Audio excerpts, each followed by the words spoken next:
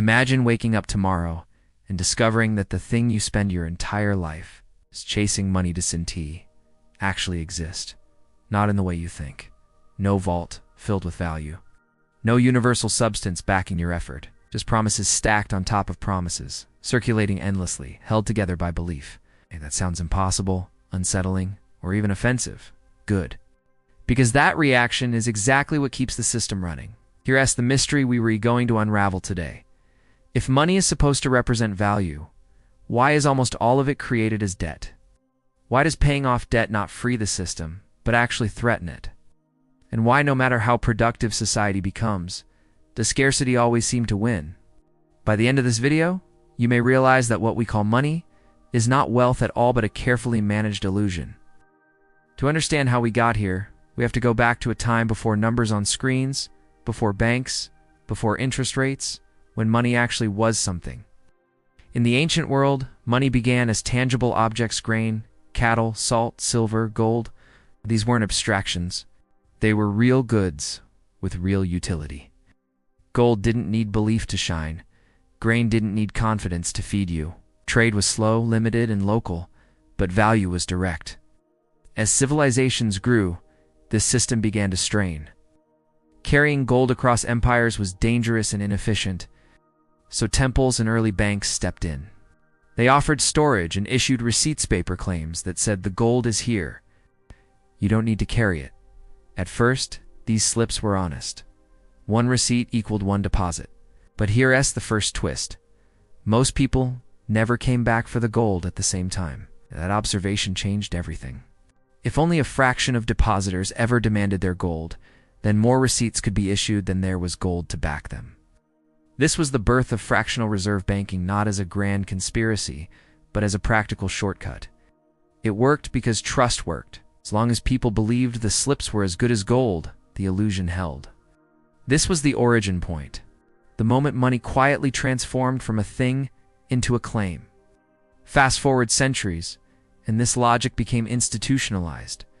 Central banks emerged, not to create wealth, but to manage confidence. Gold standards came and went.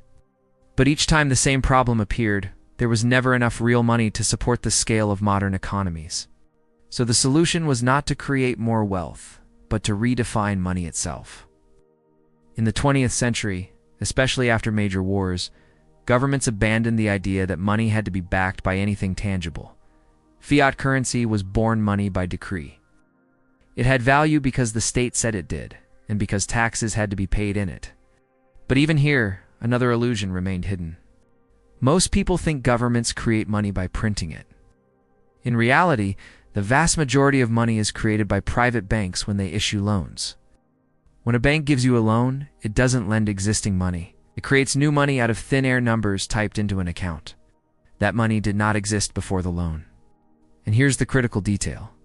The loan creates principal, but not the interest required to repay it, which means the system, by design, creates permanent scarcity. For the system to function, someone somewhere must always be in debt. If everyone paid off what they owed, the money supply would collapse. No debt means no money. This is not a bug. It is the core feature.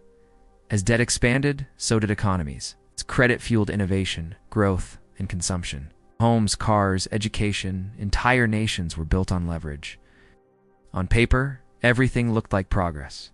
But underneath, the structure became fragile. Debt must grow faster than the economy to sustain itself. That means future income is always being pulled into the present. And eventually, the future arrives. This brings us to the breaking point.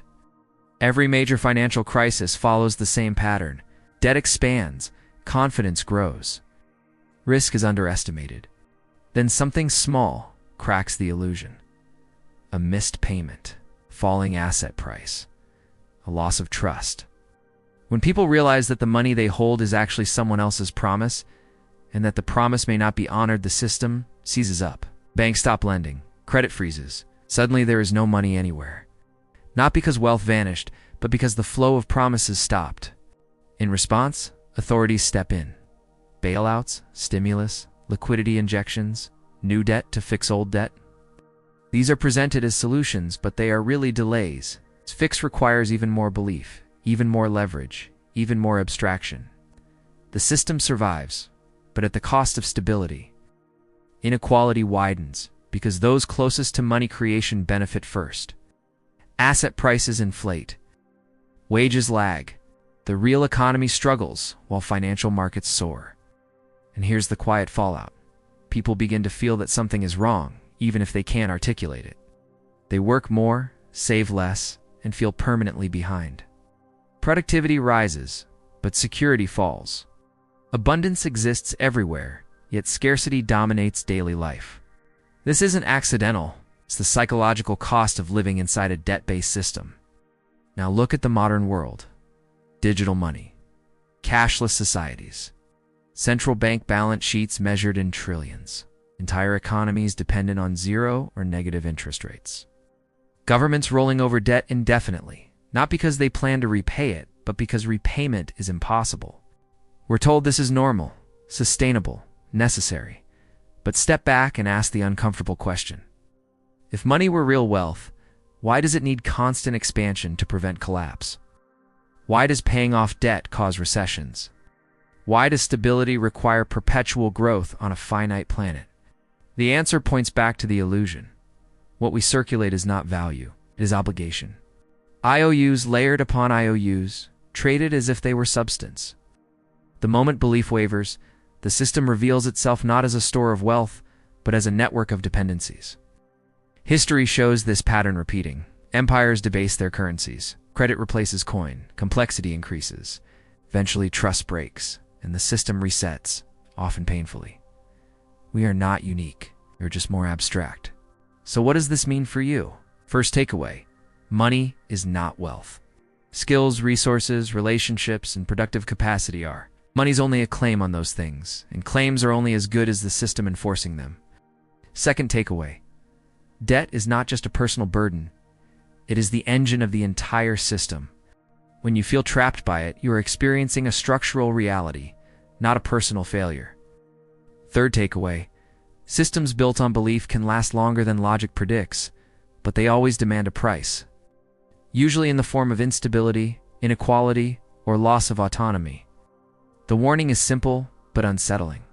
The more abstract money becomes, the more detached it is from human reality.